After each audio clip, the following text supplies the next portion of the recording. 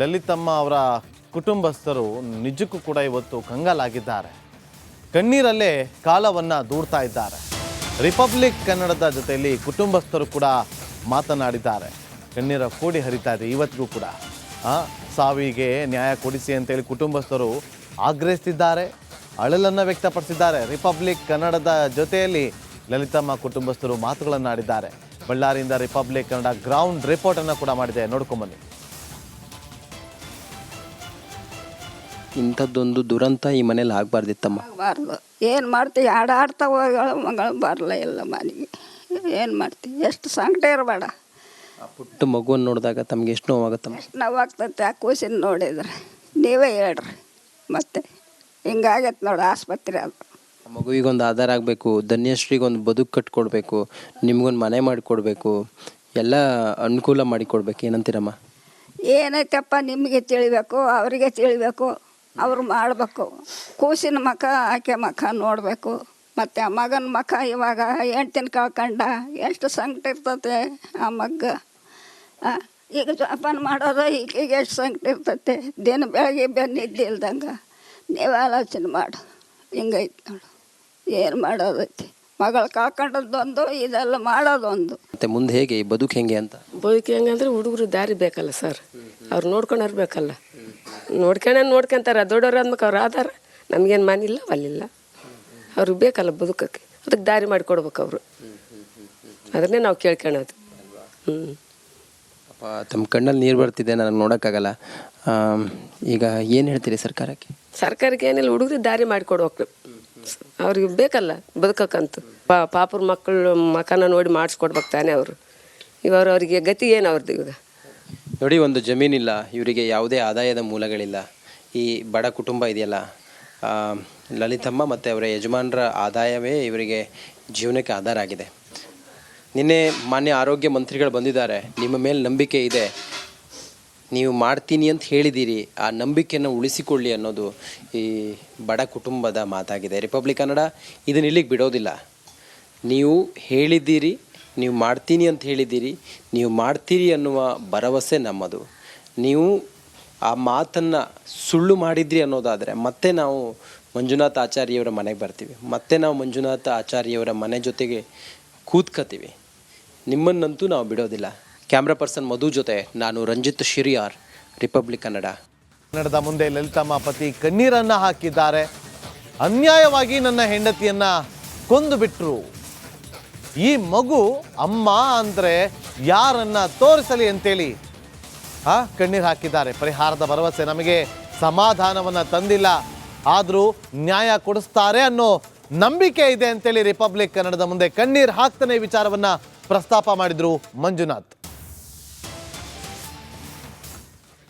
ಬಾಣಂತಿಯರ ಸರಣಿ ಸಾವಿನ ಬಗ್ಗೆ ರಿಪಬ್ಲಿಕ್ ಕನ್ನಡ ಬೆನ್ನು ಬಿದ್ದು ವರದಿಯನ್ನು ಮಾಡ್ತಾ ಇದೆ. ನೋಡಿ, ನಾನೀಗ ಲಲಿತಮ್ಮ ಅವರ ಮನೆಯಲ್ಲಿದ್ದೀನಿ. ಲಲಿತಮ್ಮ ಅವ್ರು ಮೃತಪಟ್ಟರಲ್ಲ, ಅವರ ಮನೆಯಲ್ಲಿದ್ದೀನಿ. ಮಂಜುನಾಥ್ ಆಚಾರ್ಯ ಅವರ ಮನೆ ಇದು. ಅವ್ರ ಮನೆಯಲ್ಲಿ ಈಗ ಅವರ ಕುಟುಂಬದವರೆಲ್ಲರೂ ಕೂಡ ದುಃಖ ತಪ್ತರಾಗಿದ್ದಾರೆ. ಆ ಹಸುಗೂಸು ಇವತ್ತು ಕಂಬನಿ ಮಿಡಿತಾ ಇದೆ, ಅಳ್ತಾ ಇದೆ, ರೋಧಿಸ್ತಾ ಇದೆ, ತಾಯಿ ಬೇಕು ಅಂಥೇಳಿ. ನಿನ್ನೆ ದಿನೇಶ್ ಗುಂಡೂರಾವ್ ಅವರು ಈ ಮನೆಗೆ ಬಂದಿದ್ದರು. ಮನೆಗೆ ಬಂದು ಇವರ ಅಹವಾಲನ್ನು ಸ್ವೀಕರಿಸಿದರು. ಆದರೆ ಕನಿಷ್ಠ ಒಂದು ಪರಿಹಾರ, ಆ ಮಗುವಿನ ಭವಿಷ್ಯದ ಬಗ್ಗೆ ಮಾತಾಡಲೇ ಇಲ್ಲ ಮಾನ್ಯ ಮಂತ್ರಿಗಳು. ಇವತ್ತು ಅವರ ಯಜಮಾನರು ನನ್ನ ಜೊತೆಲಿದ್ದಾರೆ.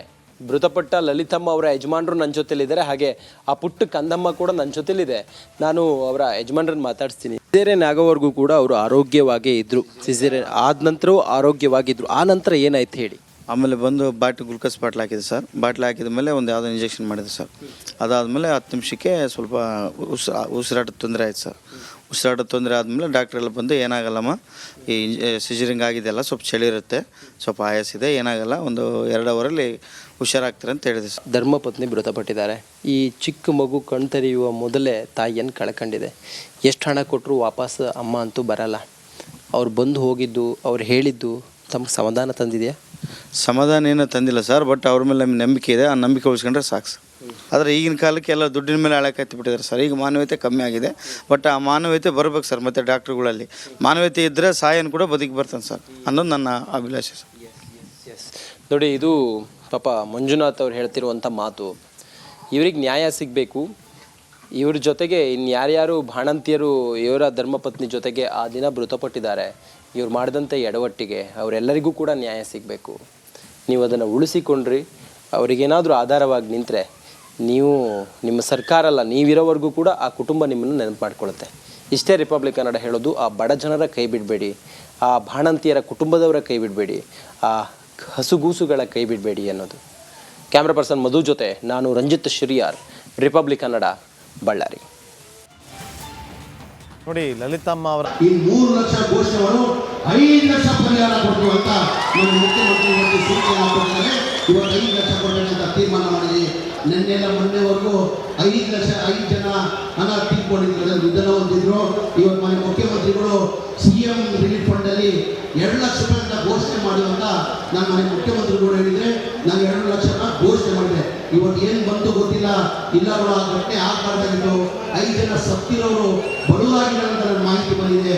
ಅವ್ರಿಗೆ 2 ಲಕ್ಷ ಘೋಷಣೆ ಮಾಡಿದ್ಯಾ, ಈ 3 ಲಕ್ಷ. ಮತ್ತಷ್ಟು ಮಾಹಿತಿಯನ್ನು ಕೊಡೋದಕ್ಕೆ ನನ್ನ ಸಹೋದರಿ ಶ್ರೀಪಾದ್ ಪಾಟೀಲ್ ನೇರ ಸಂಪರ್ಕದಲ್ಲಿ ಜಾಯ್ನ್ ಆಗಿದ್ದಾರೆ. ಶ್ರೀಪಾದ್, ನೋಡಿ ರಿಪಬ್ಲಿಕ್ ಕನ್ನಡ ನಿರಂತರವಾಗಿ ಈ ವರದಿಗಳನ್ನು ಮಾಡ್ತಾ ಬರ್ತಾ ಇತ್ತು. ಪರಿಹಾರದ ಹಣ ಜೀವಕ್ಕೆ ಲೆಕ್ಕ ಕಟ್ಟೋದಕ್ಕಾಗೋದಿಲ್ಲ. ಆದರೆ ಇವತ್ತಿನ ಪರಿಸ್ಥಿತಿಯನ್ನು ನೋಡಿದ್ರೆ ಆ ಕುಟುಂಬಸ್ಥರದ್ದು ನಿಜಕ್ಕೂ ಕೂಡ ಕಣ್ಣಲ್ಲಿ ನೀರು ಬರುತ್ತೆ. 2 ಲಕ್ಷ ರೂಪಾಯಿ ಸಾಕಾಗೋದಿಲ್ಲ ಅಂತೇಳಿ ಪ್ರಶ್ನೆನ ಮಾಡಿತ್ತು. ಈಗ 5 ಲಕ್ಷ ರೂಪಾಯಿ ಘೋಷಣೆ ಮಾಡಿದೆ. ಶ್ರೀಪಾದ್.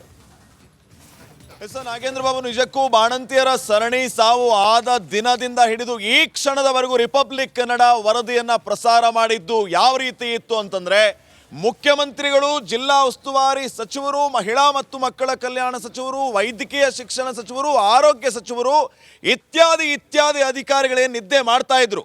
ಅವರನ್ನ ಬಡಿದೆಬ್ಬಿಸುವಂತಹ ಕೆಲಸವನ್ನ ಮಾಡಿದ್ದು ರಿಪಬ್ಲಿಕ್ ಕನ್ನಡ. ಸರ್ಕಾರದ ನಿರ್ಲಕ್ಷ್ಯತನವನ್ನ ಪ್ರಶ್ನೆ ಮಾಡಿದ್ದು ರಿಪಬ್ಲಿಕ್ ಕನ್ನಡ.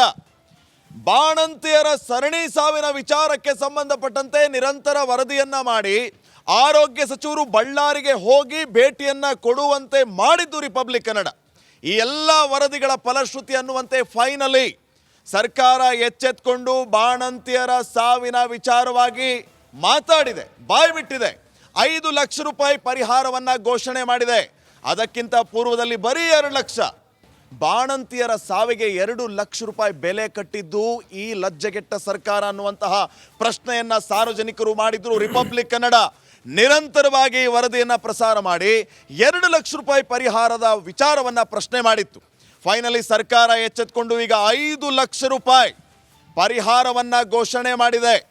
ಸರ್ಕಾರ ಈಗಲೂ ಕೂಡ 5 ಲಕ್ಷ ರೂಪಾಯಿ ಸಾಕಾಗುತ್ತಾ ಅನ್ನುವಂತಹ ಪ್ರಶ್ನೆಯನ್ನ ಮುಂದಿಟ್ಕೊಂಡು ಆ ಕುಟುಂಬಕ್ಕೆ ನೆರವಾಗುವಂತಹ ಕೆಲಸವನ್ನ ಮಾಡಬೇಕು.